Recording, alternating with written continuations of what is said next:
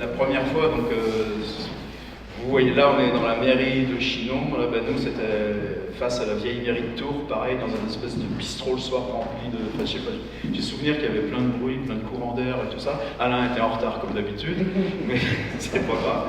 Et tout d'un coup, il faudrait que tu parles du rire chez Rabelais. Et là, moi, j'ai eu un blanc. Et plus je trouillais, et plus j'avais un blanc, plus je voyais que Mathilde trouillait et avait un blanc. La conversation était assez surréaliste pendant un truc.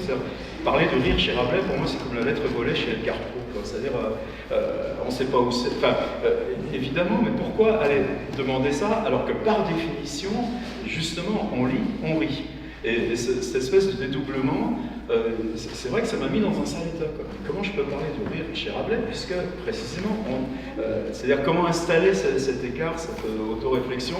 Et c'est là où, en cheminant, je pensais, mais l'autre chose qui par définition me fait rire, c'est ce livre qui commence, vous savez, par cette scène gigantesque où quelqu'un qui a lu un livre et l'a perdu, voit quelqu'un qui rit sur un trottoir en lisant un livre en langue étrangère, en arabe, et se dit, pour que ce livre le fasse rire, c'est que ça doit être le livre que j'ai perdu. Et lui dit, viens chez moi et tu vas me le traduire moyennant. Et voilà, ça c'est le début gigantesque de Don Quichotte. Et donc je me suis dit, et si on se servait, donc c'est pas une question, je suis pas savant, je suis pas, j'ai aucun titre ni universitaire, ni quoi que ce soit, seulement lecteur de Rabelais, et je pense que ça c'est quelque chose qui avec Alain, probablement nous crée quand même une fraternité, c'est-à-dire comment Rabelais nous impose à faire comme ça, chacun de nous, tous, un chemin concret comme ça à l'intérieur, et à s'inventer nos repères. Il n'y a pas de lecture monolithique, il n'y a pas de lecture qui fasse loi, c'est toujours un chantier ouvert. Hier j'ai appris plein de trucs sur l'exhumation de François Rabelais, par exemple. Bon, aux actes. Donc l'idée, ça aurait été, non pas de faire des parallèles savants entre Machal, Don Quichotte et tout ça, mais en quoi le rire dans Don Quichotte, qui lui est un univers qui est déjà, là par contre c'est là où je vais essayer de faire ma route, dans un univers où en philosophie, la notion de sujet a fini par se constituer, la notion de moi, le fabuleux début aussi de Montaigne, je suis moi-même la matière de mon livre. Et ce mot matière, et il y a ce moi-même. Et est-ce que dans Montaigne, il y a du rire? Non, par contre, il y a un sourire distant, énigmatique et tout ça. Et pour moi, c'est des figures qui sont à égalité comme ça, j'allais dire de gigantisme, en tout cas dans la langue et dans la connaissance de soi-même. Mais ce moi qui existe pour Montaigne, pour Cervantes, il est déjà largement dessiné.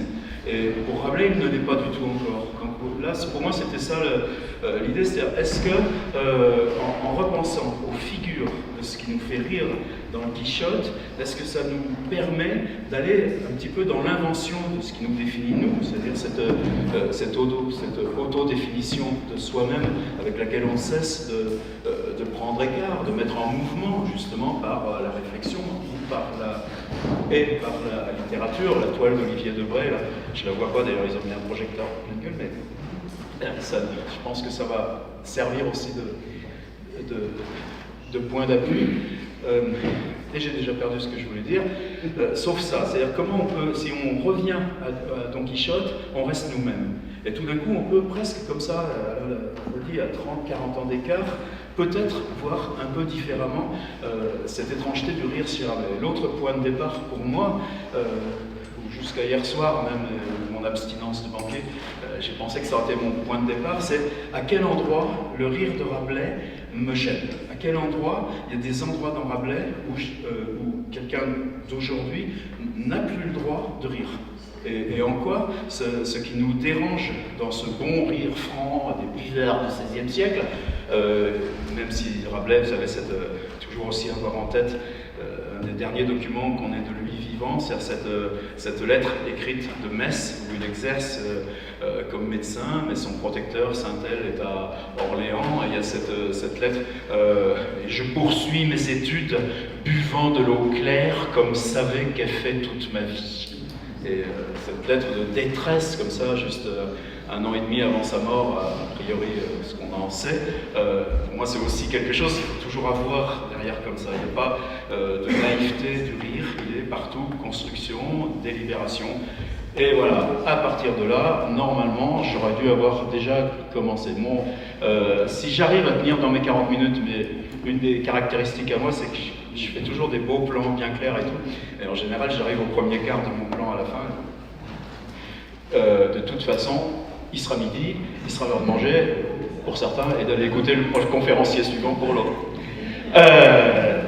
Donc, dans mon idée, il y avait reparcourir brièvement les 4 livres, comme on a fait un petit peu vendredi dernier, et essayer de voir comme ça, mais brièvement, c'est-à-dire de prendre dans chacun des 4 livres en quoi ce qui fait rire est différent, et utiliser comme ça, en passant d'un livre à l'autre, faire à chaque fois comme ça, revenir à une petite brève scène comme ça du Quichotte, pour voir en quoi ça peut nous servir, soit de loupe, soit de microscope, soit de, comme j'adore à Chinon, là, cette espèce, c'est toi qui l'as inventé, cette espèce de gros tuyau où il n'y a rien dedans, mais on voit et on doit juste en bas de la demi-heure. Allez, on passe. Le premier livre, donc Pantagruel, 1532. Là, c'est là où il faut que j'arrive. Il faudrait que je saute dans quelque chose de synthétique, surtout sans qu'on se barbe. Pour moi, c'est déjà cette idée de pourquoi écrire, comment écrire ce livre. Le contexte, bon, là on zappe, on n'a pas le temps. Vous aviez qu'à être hier matin en écoutant Alain qui nous a fait une magnifique biographie comme ça, in situ de Rabelais. Il est arrivé à Lyon, et c'est la ville qui est le lieu des imprimeries parce qu'on est à une journée de cheval des territoires non français. Ça permet de s'enfuir, et il y a cette petite imprimerie, non pas Griffe comme il a simplifié hier, mais Claude Nourri dit Le Prince près Notre-Dame de Confort, mais il va tout de suite vous dire que c'est moi qui me trompe. Et dans cette imprimerie, ce travail de ces intellectuels, c'est de publier leurs travaux savants, des travaux qui leur servent, et pour Rabelais, donc ces aphorismes Galien, Hippocrate, etc. Mais pareil, je voudrais qu'on reste un petit peu comme ça à distance du détail, et cette imprimerie, tout simplement, il faut bien faire rentrer des sous. Et c'est le contexte, là c'est le travail de Mireille Huchon, vous avez les bouquins là, derrière, mais je dirais c'est ses travaux les plus savants autrefois, c'est-à-dire par analyse comme ça des graphies, des orthographes, d'avoir vu que au moment de la table ronde, Chrétien de Troyes, qui lui est un salaud de Fontevraud, qui est pas... C'est pas notre département, c'est pas notre région, on ne parle pas de Chrétien de Troyes. Il y a une espèce de queue de comète, comme ça, des romans de la table ronde, qui deviennent des espèces de récits populaires. Et dans ces récits populaires, et ces aventures de Gargantua, le Gargue étant un vieux radical celtique, on en a 440 en France, je crois, des toponymies avec ce Gargue dedans, devient une espèce de chose à rire, avec toujours les mêmes figures répétées. Et cette imprimerie propose, elle aussi, donc pour le colportage, pour les foires, Tübingen, foire prochainement de Nantes, son propre Gargantua. Et a priori, la première intervention scripturaire qu'on connaisse de Rabelais serait d'avoir réécrit les titres et recomposé, c'est-à-dire d'avoir fait un Gargantua reload, comme on dirait dans le vocabulaire d'aujourd'hui, et à partir de quoi, comment faire une suite. Donc effectivement, sur ce Gargantua qui n'appartient à personne, mais qu'il recompose pour cette imprimerie, et là vraiment avec le travail de Mireille Huchon, qui est très savant sur l'usage des déclinaisons fossiles, par exemple, des choses comme ça, sur la nouveauté des titres, sur certaines parentés entre ce Gargantua-là et celui de Rabelais lui-même en 1534, dire si j'en fais un deuxième. Et le deuxième, le centre de Rabelais, qui ouvre tout de suite un autre mystère biographique, c'est un espèce de recueil de farces. Recueil de farces, a priori, il y en a dans toutes les facs de médecine encore aujourd'hui. Là, c'est quelque chose de parisien, ce qui fait que ça suppose un voyage à Paris dont on n'a jamais eu aucune trace, mais qui pourrait être 2 ans à étudier le droit ou autre chose, ou les humanités grecques et latines. On ne sait pas, et nous ici, c'est pas notre propos, mais le cœur du Pantagruel, c'est cette espèce de, pour nous, les personnes qui ont le plus travaillé là-dessus, c'est peut-être François Rigolo, Gérard Defoe, pour ceux qui sont dans les arcanes des études rabelaisiennes. Et ce serait, a priori, se dire que l'idée de Rabelais serait comment je peux faire exister un recueil de farces premier degré qui amène des sous pour mes travaux savants, mais vraiment à un niveau aussi élémentaire que ça, même en se gardant de projeter à 500 ans de distance ce qui serait nos propres schémas de pensée à nous, et en même temps se trouver comment rendre ça crédible, comment rendre ça sérieux, et que donc pour qu'il y ait ce Panurge qui raconte ces farces, il faut bien dire d'où il vient, et il faut le relier à l'univers, au vrai univers du Gargantua. Donc il faut relier avec celui qui écoute les farces, ce qui sera le patron de ce Panurge, et il faudra le relier à comment ce Pantagruel lui-même, qui a priori a un nom non pas inventé, mais qui est d'emblée un paradoxe, c'est une construction, là Rabelais lui dit, c'est une construction étymologiquement barbare avec un peu de grec et d'arabe, donc on dit c'est un nom sans étymologie, et dont les seules occurrences dans la langue, dans ce qu'on peut attester aujourd'hui, qui est évidemment parcellaire, ce serait un petit lutin au Moyen-Âge, tout le contraire d'un grand géant. Et donc il y a cette espèce dans le Pantagruel de 1532 qui, si vous regardez Lagarde et Michard il y a 20 ou 30 ans encore, avant cette grande révision là, du cinquantenaire de 94-96, vous avez toujours des phrases « ce livre maladroit, virgule, etc. » Et souvent dans les éditions complètes, il est mis après le Gargantua, ce qui fait que du coup on ne comprend rien à ce qui se passe et on le zappe. C'est un grand crime là, que je reproche à Mireille Huchon et son nouveau Pléiade. On ne se perd pas, mais vous voyez, c'est ce truc-là, il y a ce noyau de farce, il y a ce mouvement comme ça qui va rendre possible qu'on les raconte, et puis après, il y a cette espèce de résolution où on va revenir à l'instance première comme ça de cette épopée gargantuesque qui est faite pour les foires populaires, et qui va être le même schéma qu'on va rejouer dans le Gargantua, mais cette fois de façon volontaire. Et cette structure ternaire, enfance, éducation, guerre, avec toujours ce référent d'utopie par derrière, il est aussi quelque chose qui nous aide à lire le Gargantua, en sens que la structure est la même qui est donnée d'avance, alors que dans le Gargantua, elle se cherche et s'invente à mesure, et en même temps crée un effet de redoublement qui fait que si vous avez déjà lu le Gargantua en premier, vous avez bien du mal à entrer dans le Pantagruel. On est loin du rire, donc il faut que je me botte un peu le derrière pour y arriver plus. Comment pour reprendre ce que j'ai lu avant-hier au Café Français, pour moi ce qui serait l'exemple, typique comme ça. Avant justement ce noyau des farces étudiantes, qui a priori sont des choses qui sont déjà dans l'imprimerie, font des tas de brochures, des tas d'éphémères, comme on classe ça en bibliographie, et en même temps qui n'ont pas qui reste une espèce qu'on appelle une sorte de matière grise de la littérature à chaque époque. Et le paradoxe de Rabelais, c'est qu'il impose un haut fait littéraire, un effet de pointe ou un tenseur majeur dans la littérature à partir de cette matière grise qui normalement n'accède jamais comme ça à la surface noble. En tout cas, c'est juste poser comme ça le champ. Et dans Pantagruel, donc il y a ce moment où il fait le chemin de venir à Paris pour faire des études, et à mesure qu'il progresse, donc là il quitte Orléans, et Orléans il croise un étudiant qui revient dit Paris, et c'est ce chapitre de l'étudiant limousin là, que j'ai lu avant-hier, où le paradoxe c'est que l'étudiant parle un espèce de truc matiné de latin qui est très bizarre aussi. Par exemple le mot béret, les Français sont autrefois, on a son le camembert, la baguette et le béret basque. Maintenant, c'est un petit peu disparu, c'est plutôt la casquette américaine. Ainsi va la civilisation. Mais le mot Beretus a été inventé avec la chose en 1537. Donc la langue latine sert encore à inventer des nouvelles désignations qui se créent d'après les usages à mesure comme ça que au XVIe siècle, c'est pas encore du tout quelque chose de mort.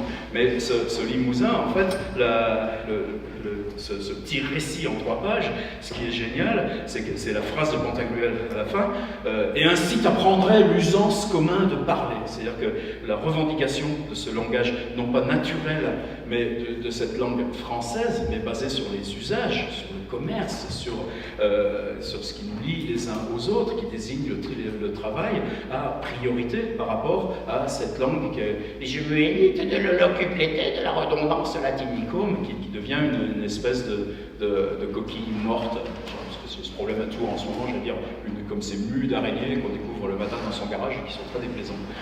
Et c'est vrai que la réaction de Pantagruel, c'est d'attraper l'étudiant limousin à la gorge, c'est-à-dire le lieu de la profération, et là, à ce moment-là, il se remet à parler patois, « Oh, non, tout à gros !» Et à ce moment-là, à cette heure, parles-tu, etc.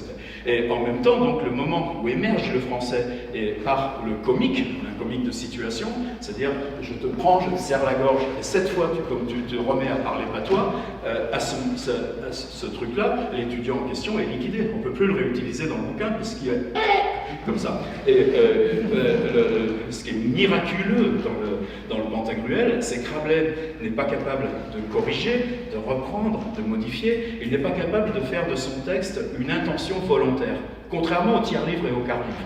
Et par contre, ce qu'il sait faire, de la même façon qu'il recycle dans chaque chapitre des choses qui ont déjà été faites, des choses qu'on trouve dans les farces médiévales, des choses qu'on trouve dans les Italiens, dans les Grecs et tout, il y a des récits comme ça, le récit de la mort de Pan, par exemple, qui sont des espèces d'allégories qui viennent chez Plutarque, et puis qu'on va retrouver, mais aussi chez Montaigne, ou bien plus tard, que Rabelais raconte aussi. C'est que donc dans cette idée comme ça de la réutilisation, qu'est-ce qu'il fait?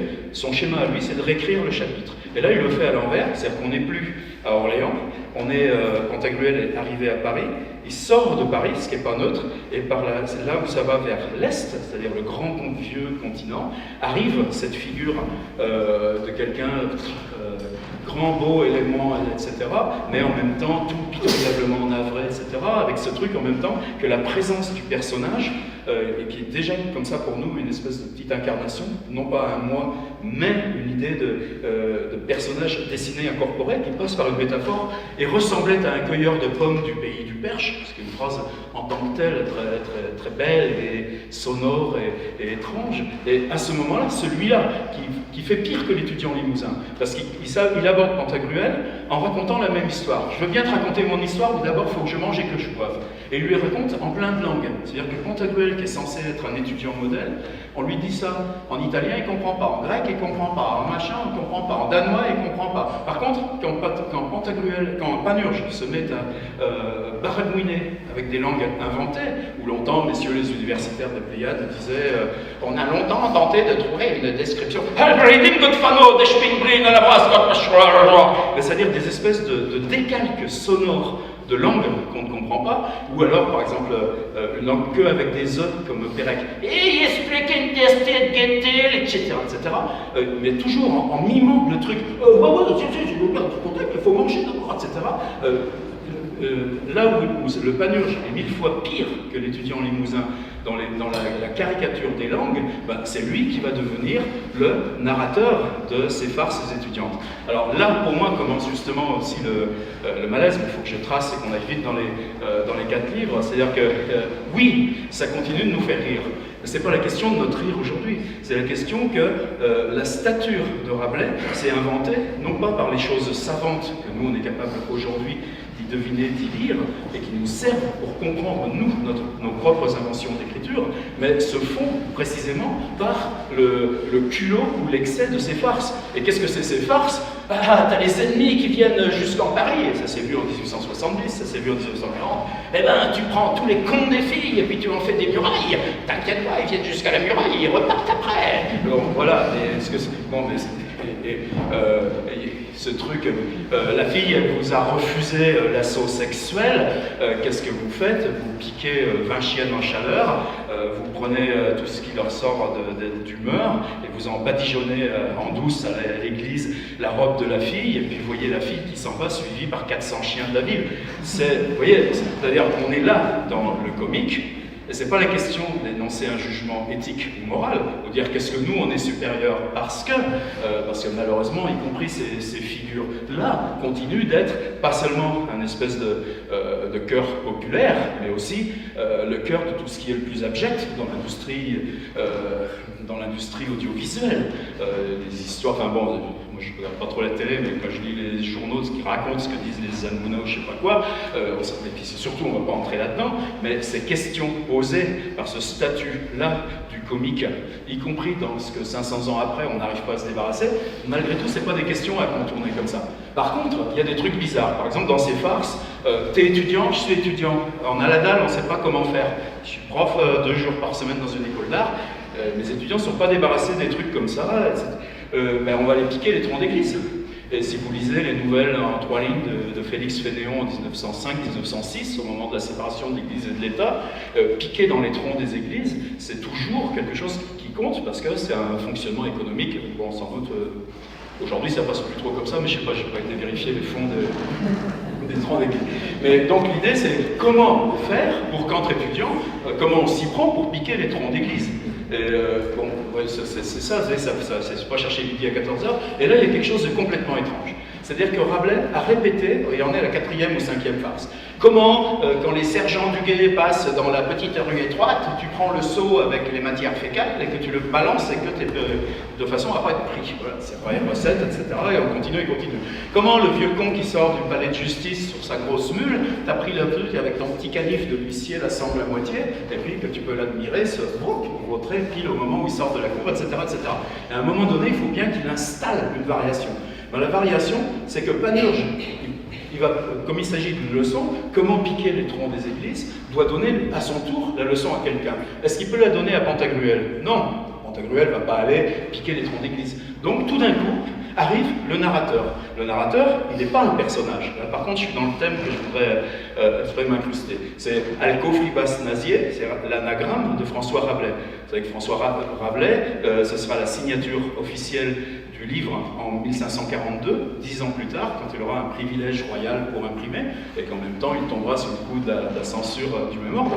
Mais donc, le narrateur, l'auteur du livre, n'est pas une personne, il est une combinaison de lettres parmi d'autres. Et ça, pour nous, c'est vachement important, dans la mesure où, par exemple, là, pour ceux qui étaient là hier matin, ce fait complètement incompréhensible à nos têtes modernes, que Rabelais arrive à Montpellier et 3 semaines après est nommé bachelier. C'est-à-dire que la notion du savoir prime sur la notion d'expérience. Et à ce moment-là, tout d'un coup, le Panurge, parce qu'il doit à son tour se dédoubler, alors qu'il est un dédoublement de l'étudiant limousin, qui lui-même une figure en reflet de ce Pantagruel dans son apprentissage, tout d'un coup se trouve face au narrateur. C'est-à-dire cet anagramme tout en lettres devient un personnage. Et bizarrement, dans Rabelais, si j'arrive au bout avant l'heure, dans le 4e livre, on a aussi l'irruption d'un personnage féminin, le diable et le laboureur, où c'est la femme du petit laboureur qui va effrayer le diable en lui montrant son comment, ah, non. Là, tout d'un coup, Panurge apostrophe ces lettres du nom de l'auteur, Alcofribas, en le traitant au féminin. « Hé, grosse pécore !» Et pour nous, c'est-à-dire qu'il s'incarne comme personnage par une apostrophe de Panurge, et bizarrement, cette apostrophe est au féminin. Voilà, ça c'est le genre de choses qui pour nous seraient entrées dans cette mécanique du rire. Il faut que je trace et qu'on n'oublie pas Don Quichotte. Qu'est-ce que j'ai encore j'ai deux choses comme ça quand même sur le Pantagruel, mais moi j'ai beau faire, je reviens toujours à cette espèce de tout petit bouquin fin qui est l'invention de tout. Vous savez qu'on a aussi 2 chapitres neufs. C'est-à-dire qu'on a un truc où Pantagruel s'oppose en justice avec un anglais. Alors là aussi, le statut de la langue incompréhensible. Et en même temps, le chapitre, bon, c'est une belle démonstration, mais ça bloque. C'est le chapitre 9. Et bizarrement, il y a un chapitre 9 bis, qui voudrait dire qu'il aurait, que dans cette première édition de 1532, il rajoute un chapitre et il oublie de changer la numérotation, où là, on arrive avec le même dispositif a priori, c'est-à-dire le jugement avec d'un côté Bescu et de l'autre côté Humevel. Donc les deux, c'est pas des personnages, c'est des appellations comme ça, mais ces 2 appellations connotent comme ça évidemment un registre où on est comme ça dans l'exagération, dans le comique, etc.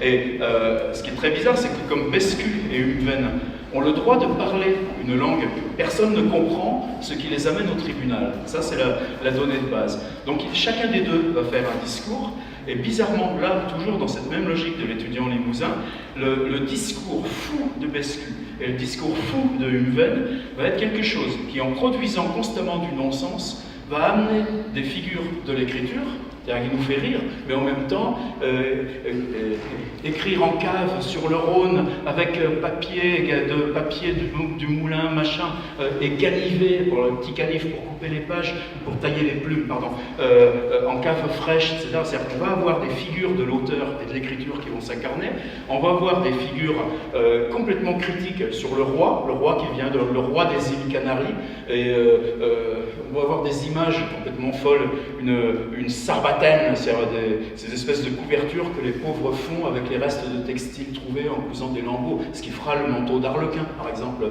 bientôt au XVIIe siècle, et que ce manteau des pauvres va recouvrir la mer Océane, etc., etc. Et donc on a là tout d'un coup une espèce d'apogée ou d'apothéose de la langue rabelaisienne qui marche par le rire, mais qui déploie comme ça un texte qui évidemment est illisible, incompréhensible, mais qui en même temps marche uniquement par fait sonore et qui lui va être chargé lourdement de politique. La dernière chose miraculeuse du Pantagruel, mais juste en s'ancrant là sur cette gestation comme ça de ce qui n'est pas ces farces étudiantes et va ouvrir à Rabelais son vrai territoire, c'est le narrateur qui revient, la grosse pécore des farces de Panurge, qu'on n'a jamais vu faire quoi que ce soit dans le livre, sauf ce moment du tronc d'église, et il arrive à la fin, tout d'un coup il surgit, et c'est le moment où il se met à pleuvoir.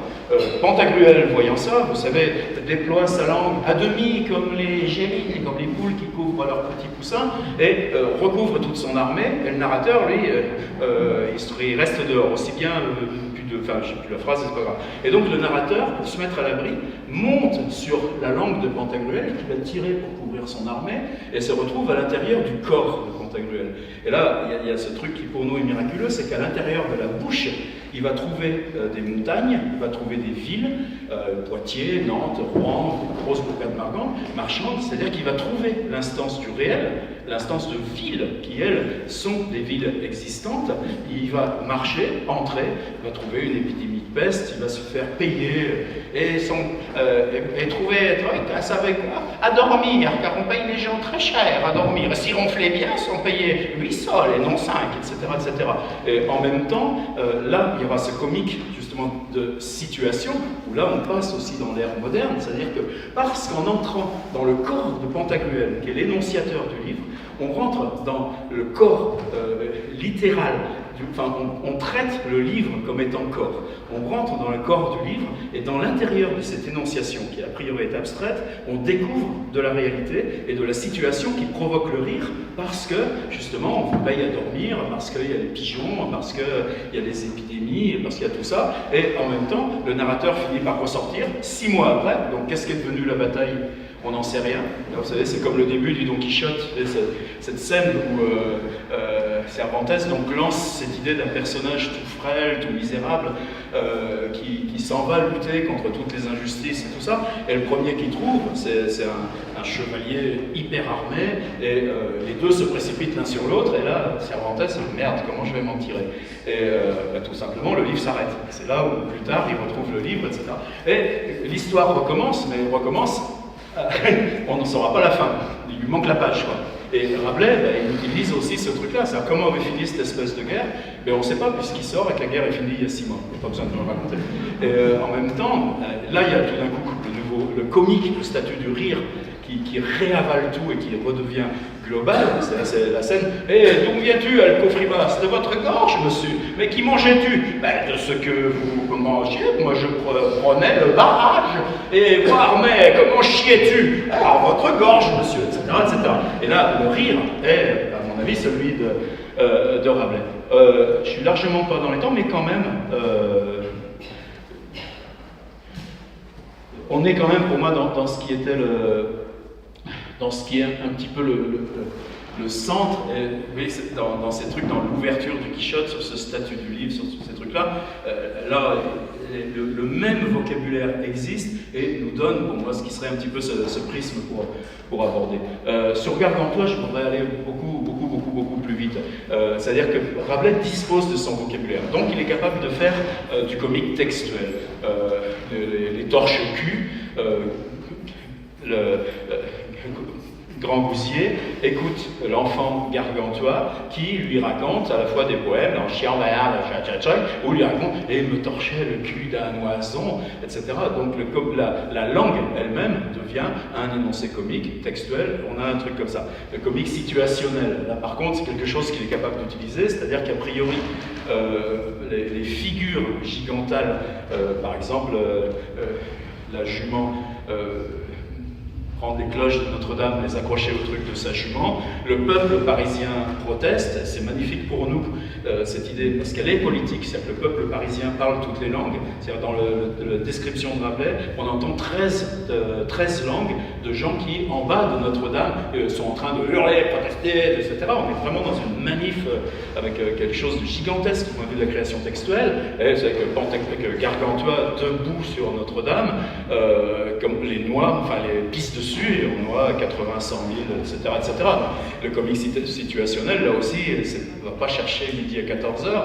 Qu'est-ce qui nous fait rire là-dedans? Mais je pense que nous, ça ne nous fait plus trop rire en même temps, à la limite. Par contre, les langues et la beauté de ce truc, les 13 langues ensemble, de cette foule qui va être noyée volontairement, là oui, on trouve. C'est là pour moi où il y a cette bascule, où un héritage de Rabelais commence par le situationnel, et sans ce situationnel, peut-être rien de tout ça n'aurait survécu. Pensez les pèlerins à Valais, etc. etc. M'intéresse plus en quoi, par exemple, ce comique, quand il relie les deux, reprenez toujours cet exemple des cloches de Notre-Dame. On prend ce brave homme de la Sorbonne, ce Brachmardus, ou je ne sais plus comment il s'appelle, mais il y a le savant qui est ici qui pourra nous compléter, et qui vient faire une harangue, c'est-à-dire une fois que la foule est noyée, venir faire à Gargantua, c'est-à-dire le monstre, qui a eu un comportement monstrueux, pas du tout humaniste, quoi que ce soit, il a noyé de sa pisse 100 000 Parisiens. Ce brave mec sort de la Sorbonne et vient lui demander, le supplier, que l'on rendisse les cloches.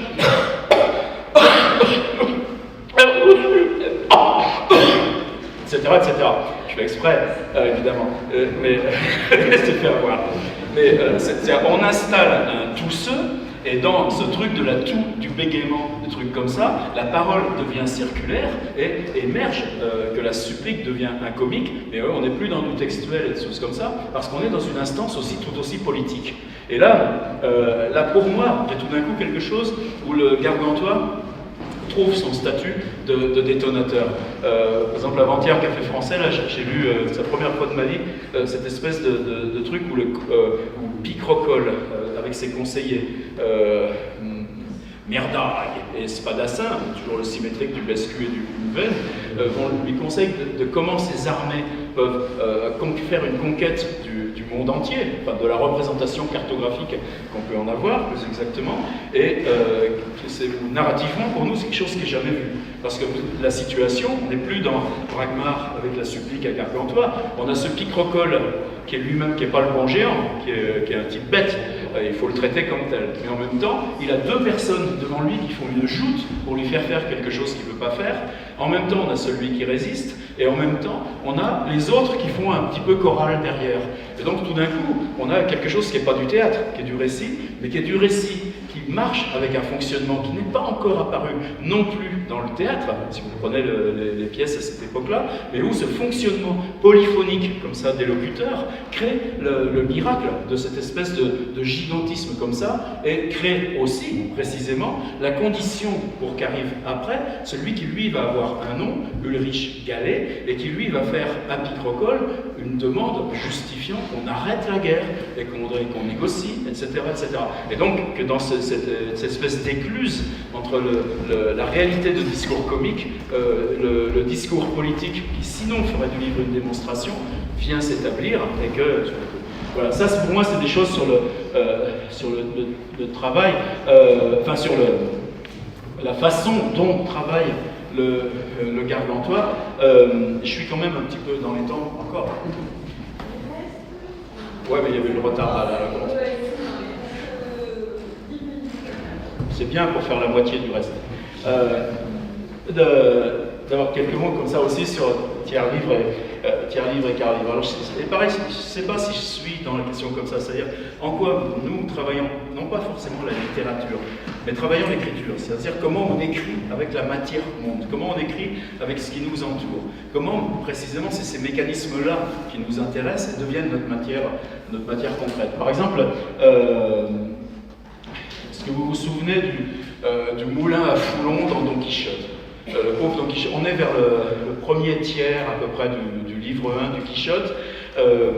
Donc le pauvre Quichotte a déjà subi bien des avanies. Il y a eu l'auberge, il y a eu dormir, se retrouver avec un mort, il y a eu évidemment les moulins à vent au tout début, donc il est déjà bien salement amoché. Et ils ont réussi finalement à s'enfuir, ils sont tout bourrés de coups et tout ça. Et il y a tout d'un coup Cervantes a une idée qui nous continue de nous travailler tous, c'est-à-dire par exemple comment s'invente la nuit en littérature. Et je me suis fait ramasser l'autre jour au colloque d'Aubigné parce que j'étais parti à parler sur le même thème. Alors d'Aubigné, lui, il doit raconter la Saint-Barthélemy. Et parce qu'il raconte la Saint-Barthélemy, il n'a pas le choix, il n'a pas de ses mandarines, comme on dit au cinéma, pour aller éclairer son récit. Juste sur cet exemple, là on déborde du rire. Mais pour ce qui concerne le rire, donc Cervantes a fait pour son comique, a installé que dans l'auberge, tout devait être sur la confusion des personnages. C'est-à-dire que parce qu'on n'y voit rien, on commence à taper sur tout ce qui est autour de vous, on croit que c'est des géants, et non, il y a des ultramarins, il y a des vraies personnes, il y a même un mort, et puis on se retrouve à se colter avec le mort, etc., etc.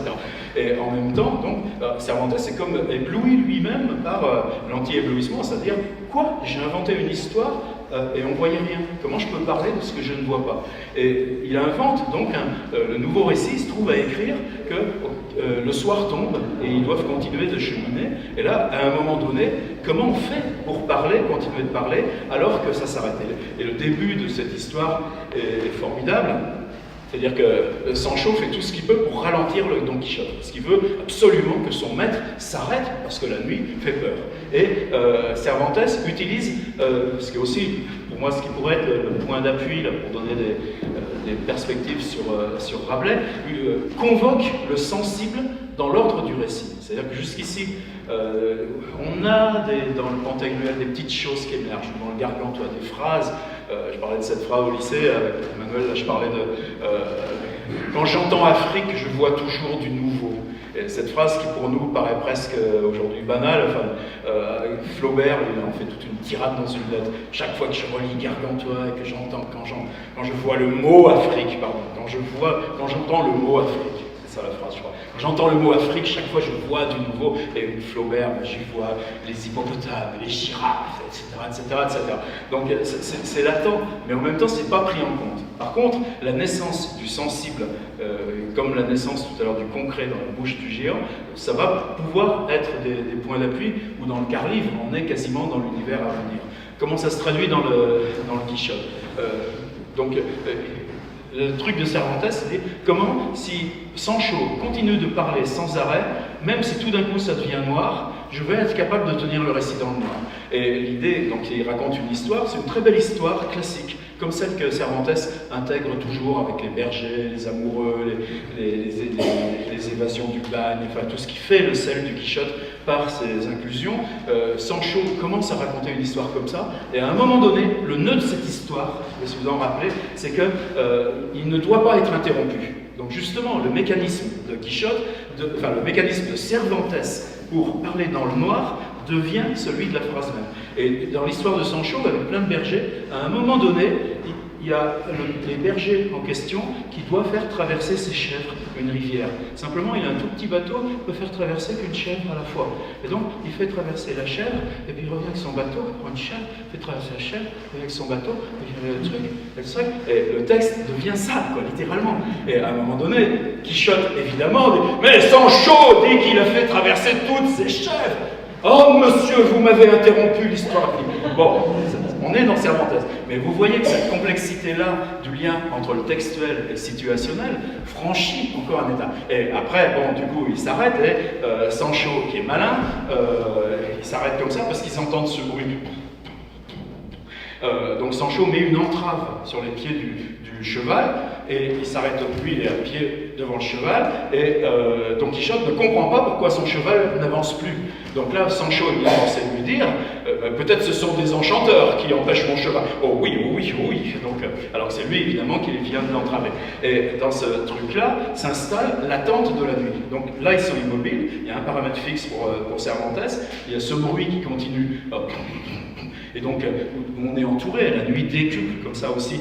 Du coup, le sensible comme ça, le Sancho qui est mort de trouille, vous vous rappelez la scène, lâche son pantalon, choc, fait son machin, et il y a cette chose évidemment extraordinaire, l'odeur monte, dit Cervantes, et il me semble, Sancho, que tu as bien peur, etc., etc. C'est le moulin à Foulon dans Cervantes, et à partir de ce moment-là, vous voyez, le statut du corps, comme il peut conditionner comme ça l'invention narrative. Là, on est à la fois tout près de Rabelais, mais on est dans des moments où, en tant que personnages, ils sont constitués et ils ne sont plus ces entités abstraites qui travaillent comme ça toujours le récit de Rabelais jusqu'au Carrive.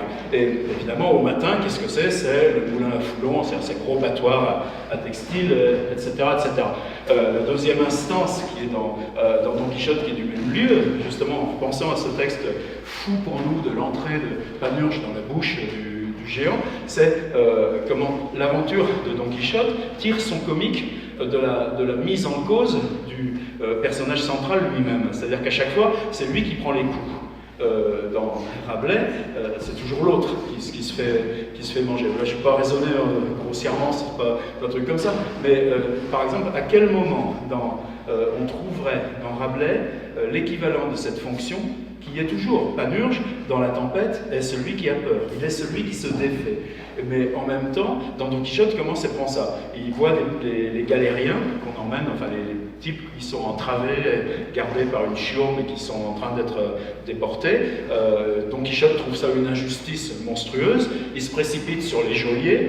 Évidemment, il n'est rien du tout par rapport à ces geôliers qui sont armés et tout ça, n'empêche que les bagnards se saisissent de l'opportunité pour eux se révolter et tuer eux leurs geôliers, c'est-à-dire que Don Quichotte devient par intermédiaire, par leur intermédiaire, celui qui a accompli le crime. D'ailleurs, il va être poursuivi par la police pour cette époque, pour ce truc-là. Dans le roman, ça va conditionner d'autres épisodes, ça va conditionner qu'il aille se cacher dans une vallée perdue, etc., etc. Et en même temps, il y a ce truc-là que les bagnards prennent des cailloux et se mettent à bombarder Don Quichotte et Sancho. Et Don Quichotte reste sur son cheval, donc il a déjà perdu une oreille dans le chapitre précédent, ben là il perd ses dents. Là, je voudrais finir sur tiers-livre et quart-livre, et si ce mécanisme-là, bon, parlant, on n'aura pas perdu quand même notre temps, vraiment, je n'avais jamais approché ces trucs-là comme ça. Le statut, par exemple, toujours sur ces histoires de rire, c'est quand et comment le tiers-livre fait rire. Ben, c'est simple, le tiers-livre ne fait pas rire. Ou quelles conditions. Il y a du comique, oui, il y a du comique tout le temps. Panurge qui s'habille avec une braguette volontaire, Panurge qui a ses lunettes et qui met ses lunettes donc il se met une puce à l'oreille. Il se met une petite boîte avec une puce dedans et qui s'accroche aux oreilles, etc. Il est binoclard, comme on appelait binoclard et tout ça. Donc évidemment, ce comique de situation, on le retrouve tout le temps. Le comique de retournement, on le trouve tout le temps. Je demande à la Sibylle de Panzou l'interprétation de dois-je marier ou non. Elle envoie ses feuilles comme ça, elle monte son cul. Bon, évidemment, c'est comique, mais en même temps, c'est pas l'instance fondamentale de ce qui nous accroche Rabelais comme ça dans ce truc-là. Par contre, le statut de la folie, oui. C'est-à-dire, ce qui est bizarre par exemple, c'est que d'abord, on touche l'instance du langage là où elle est abstraite. C'est-à-dire, on ouvre la Bible, on pointe son doigt sur un mot au hasard, et il y a du comique qui va naître, etc. Et il y a ensuite ceux qui sont les interprétateurs de langage, le devin, l'astrologue, le poète, le prêtre, etc. Et on a toujours ce même fonctionnement avec simplement le fait que la langue, l'interprétation de la parole, et non pas le discours lui-même, comme dans le Gargantua, devient le lieu, comme ça, du détournement comique. Par contre, à un moment donné, à mesure qu'on approche des instances plus politique, et toujours ce vocabulaire du politique dans le Gargantua. On le voit littéralement se lever, se créer à l'œuvre. Les instances fondamentales. Le philosophe, le juge, le roi qui travaille souterrainement là-dedans, et le prêtre, le juge bridois tire ses jugements au dé. Donc évidemment, on a un comique comme ça, mais en quoi c'est nouveau? C'est qu'on n'est plus dans le juge en général, mais qu'on est dans ce juge de Mirbeau qui, à la cour de Poitiers, est réputé pour laisser ses livres de côté, ce qui est un thème déjà qui existe dans Pantagruel, et tirer ses trucs avec les dés comme ça, et on le voit littéralement. Donc le statut du personnage par rapport à l'instance abstraite crée ce truc-là. Mais l'instance décisive, elle est pour moi justement dans ce qu'on a longtemps considéré comme justement étant une maladresse du Caribe. C'est-à-dire qu'à un moment donné, on a vu le poète qui meurt, on a vu le muet. Le muet ne peut pas mentir puisqu'il ne parle pas. Et c'est quelque chose de géant dans le truc. Et juste après, il y a le fou. Le fou ne juge pas de ce qu'il dit. Le fou ne raisonne pas de sa parole. Par contre, il n'est pas muet, il parle. Donc à ce moment-là, le fou, c'est à ce moment-là qu'il faut qu'il vienne. Entre le muet et avant, le juge, etc. Et il y a ce moment où Rabelais, qui n'a jamais fait ça précédemment dans son livre, a besoin de ce même dédoublement qu'on a déjà vu dans le Pantagruel. C'est-à-dire dans le Pantagruel, le narrateur surgit et devient l'interlocuteur du premier, de Panurge lui-même. Le rôle du clown est assumé dans Gargantua très différemment par Jean des Entomures, c'est-à-dire ce prêtre qui zigouille tout le monde, etc., qui est un grand parleur, qui est un personnage évidemment maintenant historique de notre littérature, mais il est 400 ans avant Pantagruel et Panurge. Or, les géants, eux, on connaît leur généalogie, leur durée de vie. Les humains ordinaires, a priori, ne vivent pas 400 ans. Donc Rabelais, tout d'un coup, confronte les deux clowns, tout d'un coup se trouve avec le fait que dans son histoire, les deux clowns sont face à face. Et comment ils peuvent être gérés les 400 ans qui les séparent, sinon justement en les replaçant dans un repère temporel qui permet, comme ça, qui va être un élargissement d'échelle de la durée. Alors évidemment, c'est magique quand on lit ce truc-là, parce que l'astuce de Rabelais, c'est de dire quand frère Jean des Entomures voit Panurge, il le traite de vieillard, alors qu'a priori c'est lui qui a 400 ans de plus, et il en tire la preuve parce que la barbe de Panurge est devenue grise, et que dans le paysage de cette longue barbe grise se dessine ce qui dit être la carte du monde. J'y vois Mappemonde, etc., etc. Et évidemment, il y a quelque chose. Mais en même temps, cette scène, ce qui est intéressant, c'est que là, il n'est pas encore question du fou. Et il est question d'aller chercher le fou. Et donc tous les deux commencent à se traiter, ce qu'on a fait au lycée, là, couillon pistorier, couillon moisier, couillon chèque, et donc il y a ce truc-là, mais en même temps ils sont en train de marcher, ils sont partis de Huym, H-U-Y-S-M-E-S, en général je suis dans des endroits pour parler de ça où personne ne sait où c'est, ils se rendent, en tout cas ils passent, je ne sais pas où ils se rendent, à Cornay, etc. Et ils passent donc à proximité d'un bled qui s'appelle Varennes, et il y a le son des cloches, et le sensible, c'est-à-dire ce petit jeu de oui comme ça, rythmé par ce carillonnement de cloches, fait que on génère du son d'après ce truc-là. En tant que tel, pas intéressant, sauf qu'on installe une scène en mouvement, on l'installe d'après une hallucination auditive, on l'installe d'après une génération du coup de listes de mots, couillon festif, couillon roboratif, couillon machin, couillon moitié, couillon historien, etc. Et en même temps, on dit pourquoi il faut aller chercher le fou. Et là, on reprend une farce du Moyen-Âge, c'est Guy Johan Le Foll, 37 du tiers-livre, qui devient une pure création textuelle. Donc, jamais n'avait été oui que dans Paris, on eût vendu fumée de roue en rue, etc., qui sont un véritable bijou. Et en même temps, le fou qu'on ira chercher à Blois, à la cour, et qui reviendra et qui sera le véritable chapitre du fou, finalement, il est beaucoup moins intéressant que ce processus et la description du fou. Je vais quand même arrêter sur ce qui pour moi était aussi une figure comme ça qui me mettait très mal à l'aise sur ce truc-là, mais qui est dans cette même cohérence. C'est que par exemple, là aussi où Cervantes nous... plein de trucs à raconter, mais c'est l'idée des deux livres.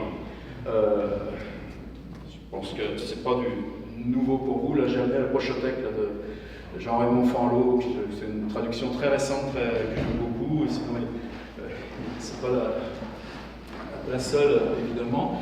Vous savez, Cervantes publie ce livre à 56 ans. On va pas rentrer dans sa biographie qui est vraiment extraordinaire. 4 ans plus tard, justement parce que la notion d'auteur n'existe pas, que le livre a son existence, mais que la notion d'écrivain, par exemple en France, ça a une création du XVIIe siècle, donc bien postérieure à tout ça, en lien justement avec ces questions de philosophie du sujet. Un nommé Avellaneda dit moi je vais continuer ces histoires légendaires du Don Quichotte et Sancho Panza. C'est à tout le monde la notion de Don Quichotte. Évidemment, je n'entre pas dans les détails, mais donc arrive un nouveau Don Quichotte, qui s'appelle le nouveau Don Quichotte, qui est écrit par un nommé Avellaneda, et Cervantes pique sa rage. C'est-à-dire, mais qu'est-ce que c'est ce truc? C'est à moi, mais c'est jamais rendu compte que ça. Et donc Cervantes lance un deuxième livre du Quichotte, enfin bon, ça, vous savez, et cette fois-ci, le Quichotte et Sancho Panza s'en vont sur tous les lieux où a été le faux Quichotte de Avellaneda pour faire ce que doit faire le Don Quichotte et que n'a pas fait le faux. Et donc on est dans un truc comme ça, et en même temps, donc dans ce livre qui prend une dimension complètement dingue, au sens strict, c'est que dans le premier tome, Don Quichotte est désigné comme fou, mais désigné comme fou, non pas par lui-même évidemment, surtout pas, ni par Sancho, qui est toujours dans une ambiguïté formidable, les textes de Kafka, par exemple. Est-ce que Don Quichotte n'est pas une invention de Sancho en même temps qu'il accomplit son travail de paysan, qui sera son travail de toute sa vie, de pauvre, etc. Mais à la fin, l'assignation, elle est cruelle parce que le curé et les autres enferment Don Quichotte et le ramènent en cage et on brûle sa bibliothèque. C'est-à-dire, si on brûle les livres, la folie n'a plus lieu d'être. Et la fin du premier livre est terrible à cause de ça, tandis que dans le deuxième livre, c'est le monde qui est fou. Parce que déjà, ils ont pu. Enfin bon, je ne vais pas m'enchaîner là-dedans. Mais ce rapport, et ça nous aide à fixer ce rapport du livre et du personnage en tant qu'invention de l'aventure qu'on installe. Et cette figure comme ça de l'écrivain, je ne vais pas entrer dans d'autres domaines comme ça dans. Chaque fois qu'on rouvre Don Quichotte, chacun de nous, on est émerveillé, autant que par problème. C'est vrai qu'il y a une égalité entre les deux. L'autre hasard, c'est que vous savez qu'il meurt le même jour que Shakespeare, Cervantes. Sauf que les deux calendriers sont différents. C'est-à-dire, c'est le, je ne sais plus, 10 février, 1606 ou 16, 1616. Et par contre, la même date à 10 jours d'écart entre. C'est dommage, on aurait pu s'accorder un petit peu mieux. Juste pour finir, dans Pantagruel, à un moment donné, l'écrivain paraît. L'écrivain, c'est pas le narrateur, et c'est pas l'auteur Alcofribas Nazier, c'est François Villon. C'est-à-dire quelqu'un qui lègue dont on ne sait rien, sinon que sa vie fut quelque chose qui ressemblait à ce sa vie constitue un personnage légendaire dont on n'a aucune preuve, rien, mais on a des écrits. Ces écrits, ils ne sont pas publiés, par contre, ils sont déjà en 1532, ils disposent d'une autorité incroyable parce que ils se sont constamment, depuis Villon, reproduits par reproduction manuscrite. C'est-à-dire que ça n'a jamais été imprimé, ça a toujours été recopié. Et ça, pour nous, aujourd'hui, c'est des choses qui sont, y compris avec les Internet, avec... c'est pas faire de digression, mais tous des auteurs morts dans la période stalinienne, comme Daniel Harms, qui ont été publiés seulement en 1974, ils sont morts en 1942, et en 1974, les Russes connaissaient Daniel Harms par cœur.